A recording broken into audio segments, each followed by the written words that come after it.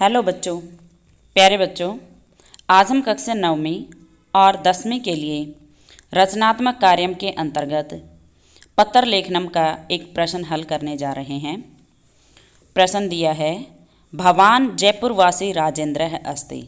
आप जयपुर के निवासी राजेंद्र हैं।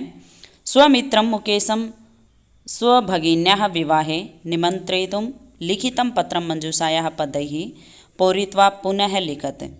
अपने मित्र मुकेश को अपनी बहन के विवाह में निमंत्रित करने हेतु लिखे गए पत्र को मंजूषा में दिए गए पदों से पूरा करके पुनः लिखें। तो देखिए, बहुत सारी जानकारी हमें यहाँ परिचय में ही दे दी गई है कि आप जयपुर में रहने वाले हैं और आपका नाम राजेंद्र है। आप अपने मित्र मुकेश को अपनी बहन के विवाह में निमंत्रित कर रहे हैं, आमंत्रित कर रहे हैं। तो देखिए, जब आप अनौपचारिक पत्र लिखते हैं तो सबसे पहले आप ऊपर पता लिखते हैं, एड्रेस लिखते हैं। तो यहाँ पर राजेंद्र पत्र लिखने वाला है और जयपुर का रहने वाला है। तो यहाँ पर साइड में दाएं हाथ की तरफ सबसे ऊपर पहले उसका पता लिखा है, जयपुर तय है, और फिर दिनांक। फिर आप लेफ़्ट साइड में आएंगे बाएं हाथ की तरफ, तो वहाँ पर लिखा है प्रिय मित्र मुकेश, प्रिय मित्र मुकेश, और फिर नीचे लिखा है सस्नेहम डैश। यहाँ पर आपको पहला रिक्त स्थान दे दिया गया है। देखिए, जब भी आप अपने मित्र को पत्र लिखेंगे तो उसको हाय, हेलो, नमस्ते इन शब्दों का प्रयोग करेंगे। तो यहाँ पर मंजूषा में शब्द आया है नमः, जिसका अर्थ नमस्कार, सस्नेह नमस्कार, नमः यानी नमस्कार। आगे फिर कहता है अत्र कुशलम तत्रास्तु, यानी यहाँ पर कुशल मंगल है, तत्रास्तु वहाँ पर भी होंगे। भवान इदम डैश अत्यधिकः प्रश्नः भविष्यति यत् मम डैश दिव्यायाः विवाह विजयनगर निवासी श्री वेद प्रकाशस्य पुत्रेण डैश सह दिसंबर मासस्य 11 तिथौ निश्चितः जातः। भवान इदम, आपको यह, डैश अत्यधिक प्रश्न भविष्यति यानी अत्यधिक प्रसन्नता होगी। तो इसमें आएगा कि आपको यह जानकर अत्यधिक प्रसन्नता होगी। तो जानकर इसके लिए शब्द आया है ज्ञातवा। तो यहाँ रिक्त स्थान में आ जाएगा ज्ञातवा। भवान इदम ज्ञातवा अत्यधिकः प्रश्नः भविष्यति, आपको यह जानकर बहुत खुशी होगी कि मम डैश दिव्यायाः विवाह, तो ये दिव्या उसकी बहन है जिसका विवाह निश्चित हुआ है।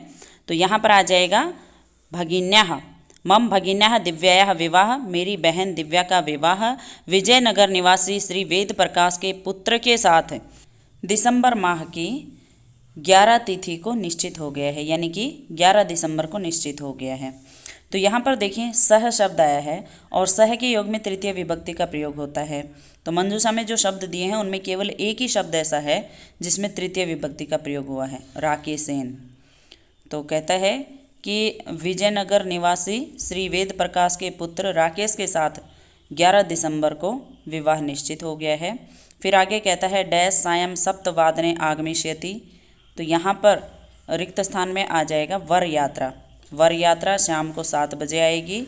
वर यात्रा का मतलब है बारात।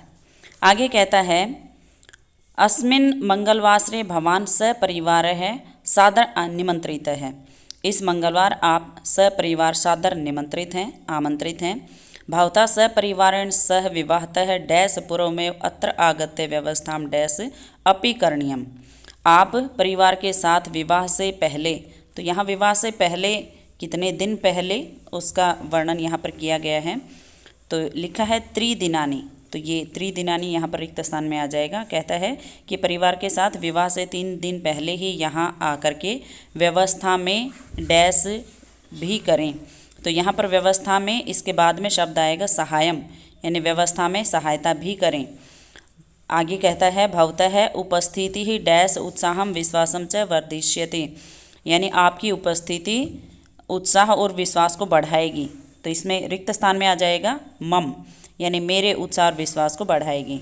आगे कहता है इतो अपि भवतः जयपुर दर्शनस्य इच्छा सिद्धि अपि डैश, यानी यहाँ आपके जयपुर दर्शन की इच्छा सिद्धि भी, तो यहाँ पर रिक्त स्थान में आएगा हो जाएगी।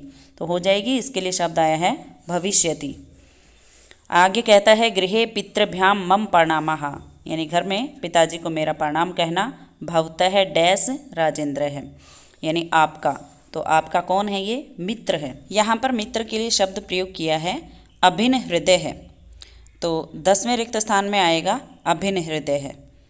भवतः अभिन्न हृदय है, यानी आपका मित्र राजेंद्र है, राजेंद्र। तो आज के लिए बस इतना ही। वीडियो देखने के लिए आपका बहुत बहुत धन्यवाद।